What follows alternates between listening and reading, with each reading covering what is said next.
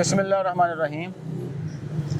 तारा जी एक दिन मैं एक मंजर देखिया कि एक बच्चा वा वो गलियां दे विच आवाज़ लांदा कि जुत्ती पालिश करा लो, जुत्ती पालिश करा लो, जुत्ती पालिश करा लो।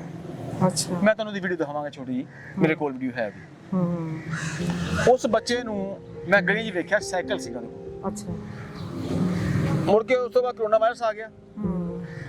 ਅਸੀਂ ਲਾਹੌਰ ਚਲੇ ਗਏ, ਆਪਣੀ ਮਸੂਫੀਅਤ ਹੋ ਗਈ ਤੇ ਅਸੀਂ ਉਸ ਬੱਚੇ ਨੂੰ ਦੁਬਾਰਾ ਨਾ ਮਿਲ ਸਕੇ। ਉਹੀ ਬੱਚਾ ਉਹੀ अच्छा बच्चा वही है ਉਹੀ ਬੱਚਾ ਵਾ अच्छा अच्छा अच्छा ਤੇ ਉਹ ਦੇਖੋ ਜੁੱਤੀ ਪਾਲਿਸ਼ ਕਰਦਾ ਪਿਆ ਵਾ। ਵਾਹ ਸਾਹਿਬ ਇਹਦਾ ਤੇ ਮੈਨੂੰ ਤੁਸੀਂ ਹਿਸਟਰੀ ਵੀ ਦੱਸੀ ਸੀ ਕਿ ਇਹ ਬੱਚਾ ਪੜ੍ਹਦਾ ਵੀ ਹੈ ਪੜ੍ਹਦਾ ਵੀ ਉਹੀ ਤੇ ਪਾਰਟ ਟਾਈਮ ਜਿਹੜਾ ਨਾ ਆਪਣੀ ਉਹ ਮਿਹਨਤ ਕਰਦਾ ਹੈ। ਬਿਲਕੁਲ ਉਹੀ ਬੱਚਾ ਵਾ। अच्छा ਹਾਂਜੀ ਉਹੀ ਬੱਚਾ ਵਾ ਤੇ ਉਹ अस्सलाम वालेकुम मेरे बेटे का क्या नाम है? हमजा शरीफ। हमजा शरीफ माशाल्लाह नाम तो बहुत प्यारा है हमजा शरीफ है। तो मेरा बेटा क्या बात है ये आप क्यों काम कर रहे हो? आंटी मेरे पापा बीमार है और हम इसलिए काम करते हैं। पापा बीमार है पापा को क्या है? पापा के दोनों फेफड़े खत्म हो गए हैं। ओहो अच्छा तो फिर घर में और कोई नहीं है काम करने वाला? आप बड़े हो? हाँ जी अच्छा कितने बहन भाई हो मेरे बेटा? हम 3 भाई हैं 2 बहन हैं छोटी। अच्छा माशाल्लाह तो मेरा बेटा ये इससे घर का गुजारा हो रहा है? हाँ जी आंटी अल्लाह की तरफ से हम कभी जा रहे हैं गुजारा। अल्लाह पाक की तरफ से हम कर ही जा रहे हैं।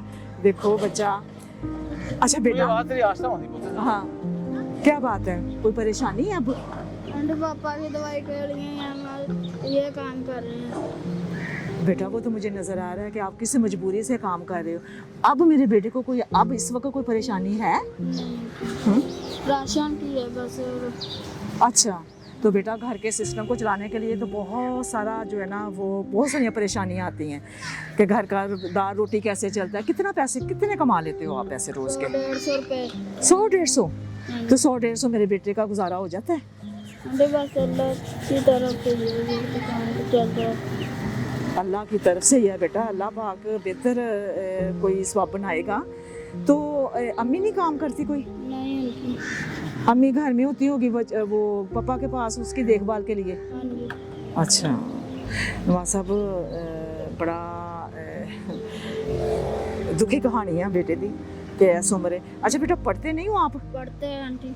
आप पढ़ते हुए मैंने सुना था कि आप पढ़ते भी हो पार्ट टाइम जॉब करते हो। हाँ जी कौन सी क्लास में मेरा बेटा पढ़ता है? 6वीं। 6 का स्टूडेंट है और फर्स्ट टाइम अपनी क्लासा लैंदा है और दूसरे टाइम अपनी मेहनत कर रहा वा ते अल्लाह पाक इस बच्चे ते आसानियां करे। ਤੁਹਾਨੂੰ ਕੋਈ ਹੋਰ ਗੱਲ ਯਾਦ ਆਈ? ਸੋਚੋ ਜ਼ਰਾ। हाँ जी आसिफ बेटा सी ਉਹ ਵੀ ਇਸ ਤਰ੍ਹਾਂ ਹੀ ਸੀ। ਉਹ ਵੀ ਸਟੂਡੈਂਟ ਸੀ। हाँ जी ਉਹ ਵੀ ਸਟੂਡੈਂਟ ਉਹ ਵੀ ਸੀ। ਸਟੂਡੈਂਟ ਸੀ हाँ ਇਹ जी ਵੀ ਸਟੂਡੈਂਟ ਸੀ। ਇਹ ਵੀ ਸਟੂਡੈਂਟ ਹੈ ਉਹਦਾ ਬਾਪ ਹੈ ਨਹੀਂ ਸੀਗਾ ਦਾ ਬਾਪ ਬਿਮਾਰ ਆ। जी ਉਹ ਮਿਹਨਤ ਕਰਦਾ ਸੀਗਾ ਇਹ ਵੀ ਇਹ ਵੀ ਮਿਹਨਤ ਮਿਹਨਤ ਕਰਦਾ। ਕਰਦਾ ਵਾ। ਉਹਨੇ ਵੀ ਕਿਸੇ ਦੇ ਹੱਥ ਨਹੀਂ ਫਲਾਇਆ ਇਹਨੇ ਵੀ ਕਿਸੇ ਦੇ जी ਹੱਥ ਨਹੀਂ ਫਲਾਇਆ। हाँ जी जी, हाँ। बिल्कुल। अच्छा मेरा बेटा तो आप ये छोड़ के आप कुछ और करना चाहोगे? नहीं आंटी पढ़ता हूँ बस। नहीं पढ़ते तो वो तो आपने पढ़ना है बेटा वो तो आपने पढ़ना है लेकिन अगर आप ये जूती छोड़ के आप कहो कि मेरे पास पैसे आ जाएं और मैं कुछ और बेहतर मेहनत कर सकूं कोई बेहतर काम कर सकूं तो वो ऐसा है अपने ज़हन में? हाँ जी आंटी ये तो हो गया। क्या? तो मैं ये कभी तो पैसे आए और मैं भी कोई और काम कर सकूँ। क्या मेरा बेटा क्या क्या आप और काम करोगे? और तो और काम तो मैं ये कि चाहता हूँ हाँ कि किसी नौकरी में मैं जाऊँ। मैं सदके जाऊँ। उम्र ही तेरी कुछ छोटी है पता है। बेटा अभी आपकी उम्र छोटी है आप किसी जॉब नहीं देगा कोई आपको आप अपना कोई काम। अच्छा घर कहाँ है आपका? इधर फैसल फैक्ट्री के साथ। अच्छा घर में वो कोई कमरा है कोई बैठक नुमा कमरा जिसमें आपको एक किराना शॉप बना दी जाए आंटी मोहल्ला शॉप बना दी जाए हैं? ये कि हमारा कमरा तो और डेयरी से हैं। एक ही बस कमरा है? अच्छा अपना घर है? हाँ जी आंटी। अच्छा नवाज साहब की कितना चल बच्चे वास्ते पहली गल कि तुम देखो कि इतना बच्चा खूबसूरत है हाँ जी, माशाल्लाह। अल्लाह पाक ने तंदुरुस्ती रखे नजर ना लगे ते एडा खूबरू बच्चा ते मैं देखा कि ਇਹੋ ਜਿਹੇ ਬੱਚੇ ਨੂੰ ਕਿਤੇ ਐਚੀਸਨ ਕਾਲਜ ਪੜ੍ਹਨਾ ਚਾਹੀਦਾ ਕਿ ਬੇਕਨ ਹਾਊਸ ਪੜ੍ਹਨਾ ਚਾਹੀਦਾ बिल्कुल बिल्कुल ਲੇਕਿਨ ਉਹ ਬੱਚਾ ਜਿਹੜਾ ਉਹ ਆਪਣੇ ਬਾਪ ਦੀ ਬਿਮਾਰੀ ਦੀ ਵਜ੍ਹਾ ਮਜਬੂਰ ਹੋ ਕੇ ਮਿਹਨਤ ਕਰਨ ਲੱਗ ਪਿਆ ਕਦੀ ਗਲੀਆਂ 'ਚ ਕਦੀ ਸਾਈਕਲ ਤੇ ਹਾਂਜੀ। ਹਾਂਜੀ ਅੱਜ ਸਵੇਰ ਨਾਸ਼ਤਾ ਕੀਤਾ ਸੀਗਾ हाँ जी ਸਵੇਰ ਦਾ ਪਾਣੀ ਪੀਤਾ ਜ਼ਫਰ ਭਾਈ ਪਹਿਲੇ ਪਾਣੀ ਲੈ ਕੇ ਆਓ ਸਾਰਾ ਜੀ ਹਾਂਜੀ ਕੋਲ ਪੈਸੇ ਅਗਰ ਹੋਣ 40-50 ਕਮਾਏ ਹੋਣ ਉਹ 'ਚੋਂ ਬੱਚਾ ਇੱਕ ਜਿਹੜਾ ਨਰਸ ਦੀ ਬੋਤਲ ਕਿੱਦਾਂ ਲੈ ਸਕਦਾ ਨਹੀਂ, ਸਮਝਣਾ ਨਹੀਂ। ਹੁਣ ਤੇ ਇਹ ਨਾ ਕਿਤੋਂ ਆਪਣਾ ਕਿਸੇ ਕੂਲਰ 'ਚ ਠੰਡਾ ਪਾਣੀ ਪੀ ਲਿਆ नवाज साहब मैं हमजा शरीफ हाँ जी हमजा शरीफ वास्ते कुछ करना चाहनी हाँ ये लो बेटा पहले पानी पियो मेरा बेटा ਛੋੜ ਦੇ छोड़ छोड़ ये लो मेरा बेटा पहले पानी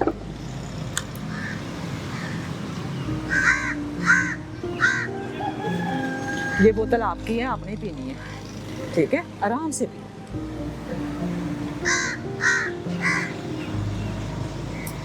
ਰੱਖ ਲਓ। ये अपने पास रख लो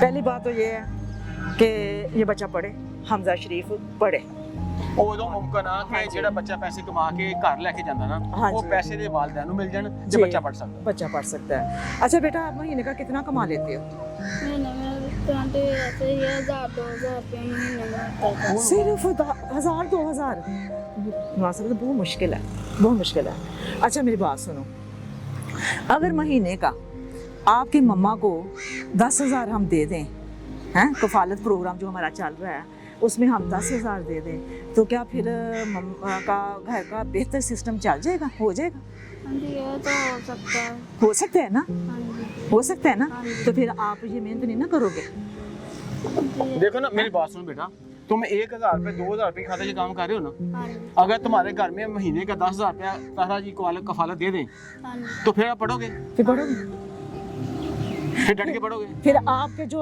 जितने भी पढ़ाई के अखराजात है ना हाँ जी वो भी अल्लाह पाक की तरफ से मिलेंगे ठीक है ना हैं?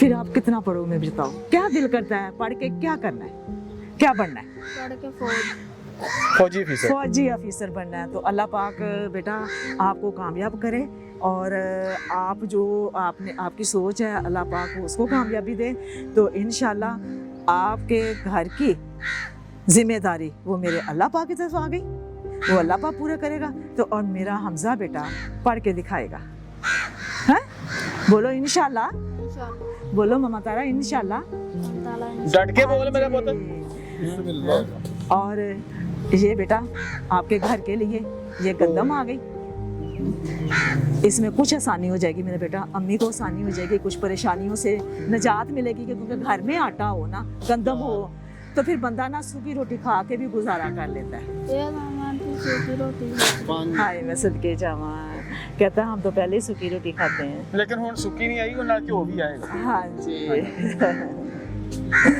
देखो अल्लाह पाक की तरफ से आप यहाँ मेहनत के लिए बैठे हो अल्लाह पाक ने देखो अपने घर से रिज़्क भेज दिया है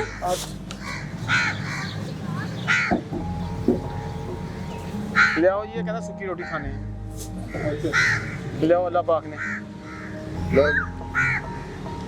ये देखो जी ये मेरा बेटा ये घी आ गया कश्मीर घी अब मेरा बेटा पराठे तो जरूर ही खाता होगा मैं तो पराठे में खाना ही नहीं मैं पराठे तो खाना ही आप पराठे नहीं खाते बच्चे तो बहुत शौक से पराठे खाते नहीं हैं वो कहना मैं मोटा ना हो जा हाँ। वो कहना मैं पतला रहा अच्छा क्यों नहीं खाते आप पराठे मेरा सीने पे जलन लग जाती है फिर अच्छा सीने में जलन हो जाती है ठीक है बेटा इतने पराठे खाने भी नहीं चाहिए क्योंकि सादा ग़िज़ा सेहत के लिए बहुत अच्छी है ठीक है मेरे बेटा वो मेरे बेटे के लिए कूलर आ गया हाँ?